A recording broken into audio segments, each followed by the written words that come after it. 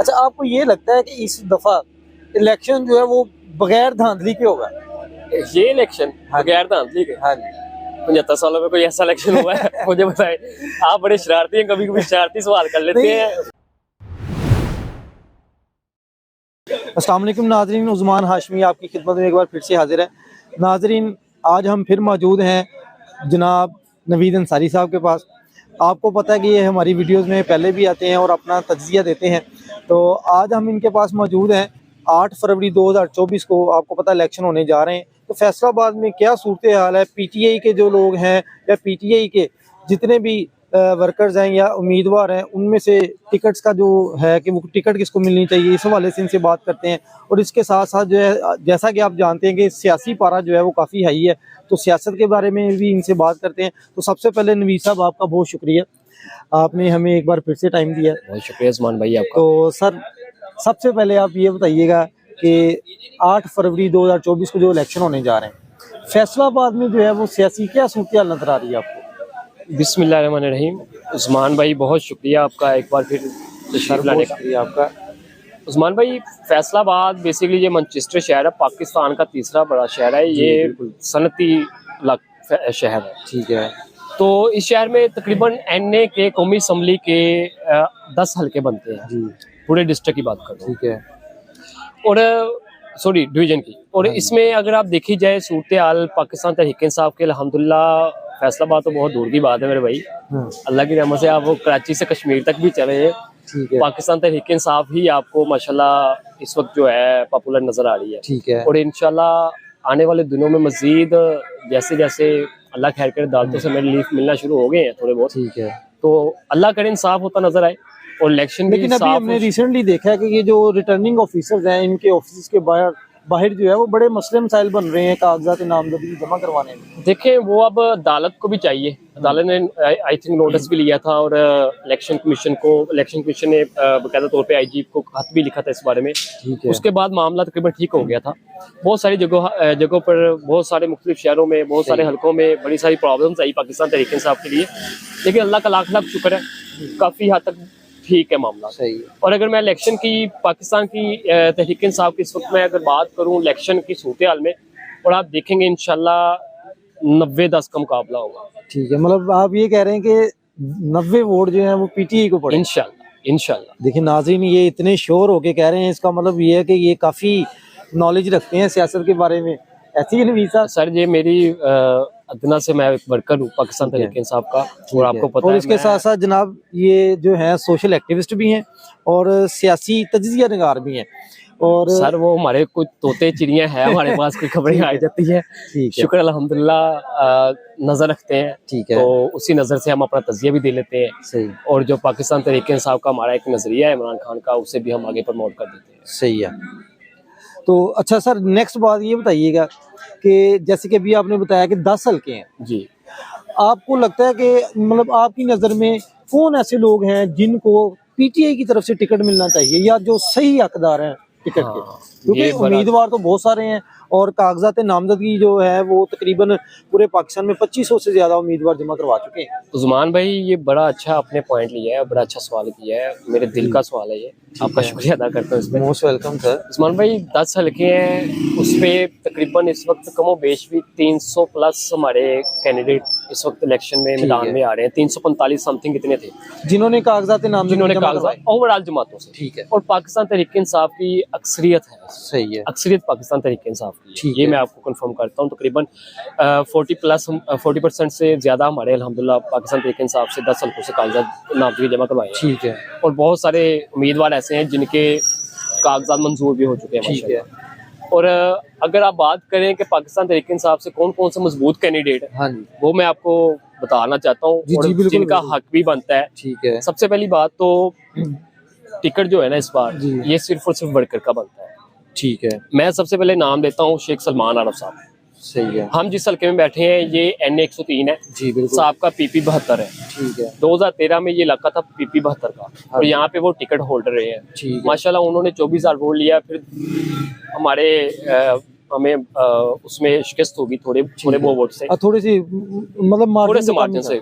तो उसके बाद 2014 का इलेक्शन था, उसमें शेख खुर्रम शहजाद साहब आए, जो अब वो पीटीआई MP छोड़ जी चुके अब छोड़ चुके हैं। हाँ जी, तो उन्होंने इलेक्शन लड़ा और हमें वही वोट कास्ट हुए जो शेख सलमान आरफ को मिले थे। ठीक है। और शेख सलमान आरफ एक वर्कर आदमी है माशाल्लाह, फाउंडर मेंबर है, और पाकिस्तान तहरीक इंसाफ के उनकी उनकी बहुत सारी खिदमात भी हैं ठीक है। और बहुत सारी कुर्बानियां भी हैं। सही है। वो सन 92 से इमरान खान के जो नजरिए के साथ मतलब डटे हुए उनके माशाल्लाह, उनके साथ साथ ही हैं। ठीक है। और उसके बाद बहुत सारे ऐसे इलाके हैं, अगर आप PP 118 की बात कर लें, हाँ अब ये जी। PP 118 हो गया, ठीक है। NA 103 PP 118। हाँ जी। यहाँ पे शाह सैयद अंसारी साहब बैठे हैं, ठीक है। माशाल्लाह पाकिस्तान के दरीना कारकुन है, सही नजरियाती है। वर्कर है। मैं समझता हूँ कि ईमानदार है, मुखलस है, पार्टी के साथ भी, इमरान खान के साथ भी डटे हुए हैं, सही है।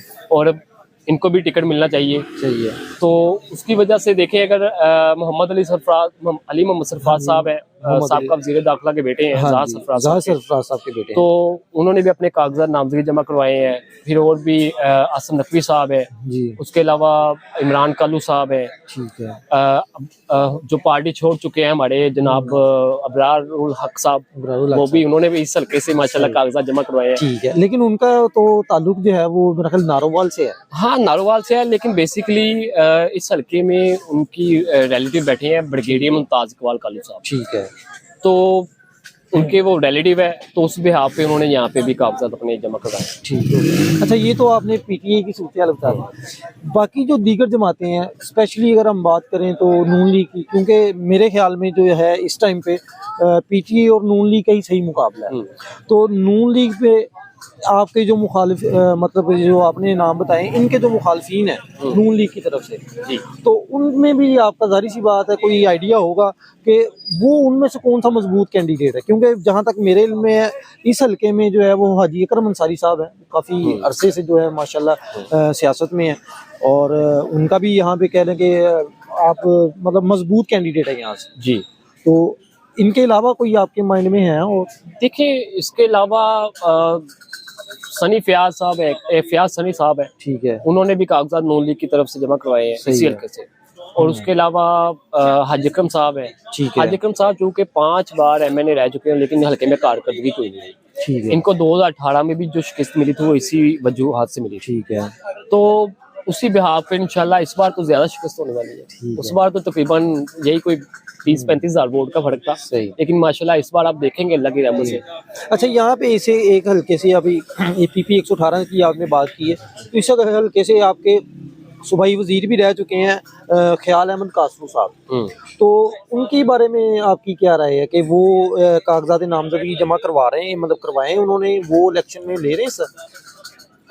जहाँ तक ख्याल कासो साहब का आपका सवाल है, तो ख्याल कासो साहब जो है, इन्होंने रिसेंटली भी इनके पूरे खानदान ने जमा करवाए हैं। ठीक है, इनके भाई ने भी जमा करवाए हैं, इनके कजन ने भी जमा करवाए, इनकी मिसेज ने भी जमा करवाए हैं। जी, मतलब तकरीबन 4 से 5 लोग हैं इनकी फैमिली में जिन्होंने कागजात इसी हल्के से जमा करवाए हैं। ठीक है, और चूंकि 9 मई के बाद ये मफरूर है, फरार हो गए सही थे, है। तो बाकी अल्लाह खैर करे। अभी इनका पता कोई नहीं है किस तरह आप इलेक्शन लड़ते हैं, पार्टी में है भी या नहीं, अभी तक कोई सही। उनका सियासी बयान भी नहीं आया। ठीक है, हालांकि सोशल मीडिया पे बहुत सारे हमारे ऐसे कैंडिडेट हैं जो 9 मई के बाद फरार हो गए थे, जो रोपोश थे, उनके बयान आते रहे हैं, सही, मुख्तलिफ ग्रुप्स में आते रहे हैं, मुख्तलिफ प्लेटफॉर्म में आते रहे हैं। ठीक है। लेकिन ख्याल कासो साहब का अभी तक कोई ऐसा बयान नहीं है जो अभी तक पब्लिकली आया हो। ठीक है जी। नाजरीन, आप देख रहे होंगे कि हमारी वीडियो के दौरान ही जो है वो लाइट ऑफ हो गई है, तो आपको अगर हमारे फेस पे कहीं पे थोड़ा सा अंधेरा या ब्लैक नजर ये आ सारा नूली का कमाल है।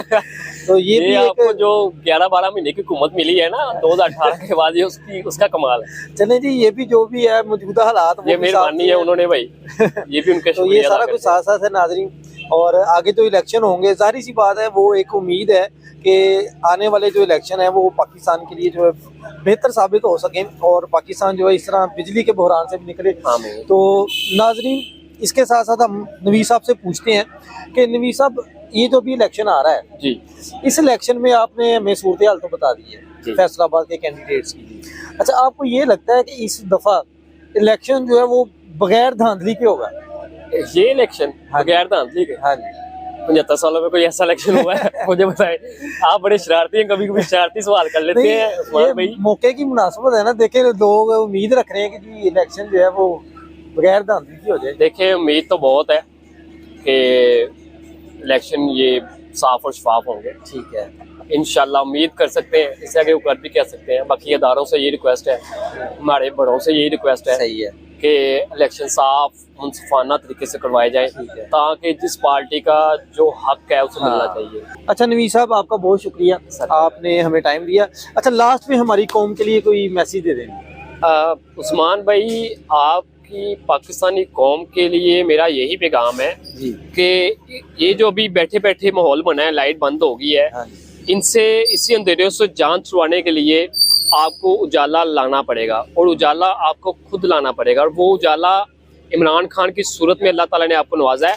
काइंडली उस उजाले की, उसकी रोशनी बने, उसका साथ दें और उसे बाहर आएगा, उसे वोट दें 8 फरवरी को, ताकि ये जुल्म का जो बदला है, इस अंधेरों का जो बदला है, वो हम वोट से ले सकें इंशाल्लाह।